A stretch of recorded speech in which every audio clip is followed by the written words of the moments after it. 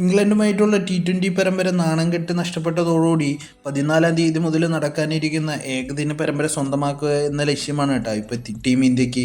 രോഹിതും കോഹ്ലിയും ടീമിലേക്ക് തിരിച്ചെത്തുന്നു എന്ന പ്രത്യേകത കൂടിയാണ് ഈ ഒരു പരമ്പരയ്ക്കുള്ളത്. T20 പരമ്പര നഷ്ടമായതുകൊണ്ട് തന്നെ ഏകദിന പരമ്പര സ്വന്തമാക്കാനുള്ള ബെസ്റ്റ് 11 ആയിരിക്കും കേട്ടോ ഇന്ത്യ ഇറക്കാനായിട്ട് പോകുന്നത്. IPL-ന് ശേഷം കഴിഞ്ഞ മാസം നടന്ന അഫ്ഗാനിസ്ഥാൻ ഏകദിന പരമ്പരയിൽ രോഹിത് കളിക്കുകയുണ്ടായിരുന്നു കേട്ടോ. എന്നാൽ പരിക്ക് മൂലം കോഹ്ലി പരമ്പരയിൽ നിന്ന് മാറി നിൽക്കുന്ന സാഹചര്യമായിരുന്നു കേട്ടോ ഉണ്ടായിരുന്നത്.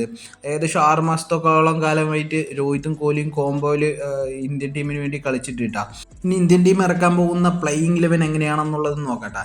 ഇന്ത്യക്കായിട്ട് ഓപ്പൺ ചെയ്യാനായിട്ട് പോകുന്നത് എന്തായാലും ക്യാപ്റ്റൻ കൂടിയായിട്ടുള്ള ശുഭ്മാൻ ഗില്ലും അതേപോലെ തന്നെ രോഹിത് ശർമ്മയും കൂടിയിട്ടായിരിക്കും കേട്ടോ.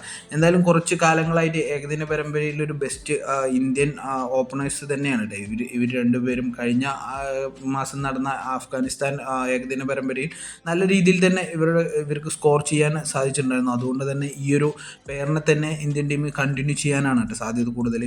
അതേപോലെ 3ാമത് പൊസിഷനിലേക്കായിട്ട് ഇറങ്ങാനായിട്ട് പോകുന്നത് കോഹ്ലി ആയിരിക്കും കേട്ടോ. ഒരുപാട് കാലങ്ങൾക്ക് ശേഷം ആയിരിക്കും കേട്ടോ ഇന്ത്യക്ക് വേണ്ടിയിട്ട് ഒരു കോഹ്ലി പാഡണിയാനായിട്ട് പോകുന്നത്. ആ ഒരു പ്രത്യേകത ഈ ഒരു പരമ്പരയ്ക്കുണ്ട്. അതുകൊണ്ട് തന്നെ രോഹിത് കോഹ്ലി ആ ഒരു കോംബോ എല്ലാവരും നോക്കിക്കാണുന്നത് കേട്ടോ. അപ്പോൾ 3ാമത് പൊസിഷനിൽ അദ്ദേഹം ഇറങ്ങിക്കഴിഞ്ഞു പറഞ്ഞാൽ 4ാമത് പൊസിഷനിലേക്കായിട്ട് ഇഷാൻ കിഷാനായിരിക്കും ഇറങ്ങാനായിട്ട് പോവുക.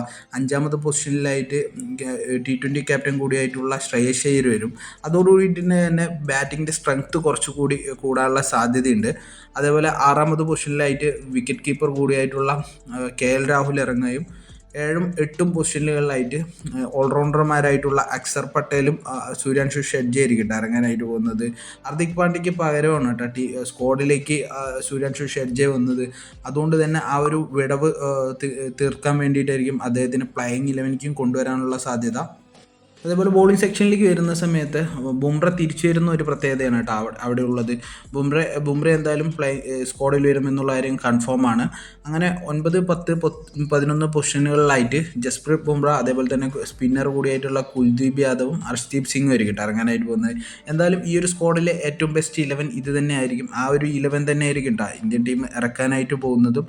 എന്തായാലും 3 മത്സരങ്ങളുള്ള ഈ ഒരു പരമ്പര എന്തായാലും ഇന്ത്യൻ ടീം തൂത്തുവാരിയിൽ മാത്രമാണ് ഈ കഴിഞ്ഞ 2 T20 പരമ്പരകൾ നഷ്ടമായതിൻ്റെ ക്ഷീണം ഇന്ത്യക്ക് തീർക്കാനായിട്ട് പറ്റുള്ളൂ. അത് മാത്രമല്ല ഗംഭീറിനെ സംബന്ധിച്ചിടത്തോളം ഈ ഒരു പരമ്പര കൂടി പോവുകയാണ് എന്നുണ്ടെങ്കിൽ തീർച്ചയായിട്ടും അദ്ദേഹത്തിൻ്റെ ആ ഒരു കോച്ചിങ് പദവി അദ്ദേഹത്തിൽ നിന്ന് നഷ്ടമാവും എന്നുള്ള കാര്യത്തിൽ യാതൊരു ഡൗട്ടുമില്ല. ഈ ഒരു T20 ലോകകപ്പ് എടുക്കുന്നതിന് മുൻപും അദ്ദേഹത്തിൻ്റെ ആ ഒരു കോച്ചിങ്ങിൻ്റെ പോരായ്മകൾ ചൂണ്ടിക്കാട്ടിയിട്ട് ഒരുപാട് പേര് മുന്നിലേക്ക് വന്നിട്ടുണ്ടായിരുന്നു. പക്ഷേ അതെല്ലാം ആ ഒരു T20 ലോകകപ്പ് നേടുക വഴി അദ്ദേഹത്തിന് തീർക്കാനായിട്ട് പറ്റിയിട്ടുണ്ടായിരുന്നു.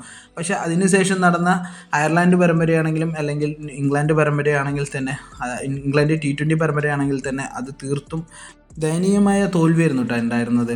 അതുകൊണ്ട് തന്നെ ഈ ഒരു പരമ്പര വിജയിച്ച് ആ ഒരു പോരായ്മകൾ നികത്തുക എന്ന് മാത്രമാണ് കേട്ടോ ഇന്ത്യനെ കൊണ്ട് സാധിക്കുള്ളൂ.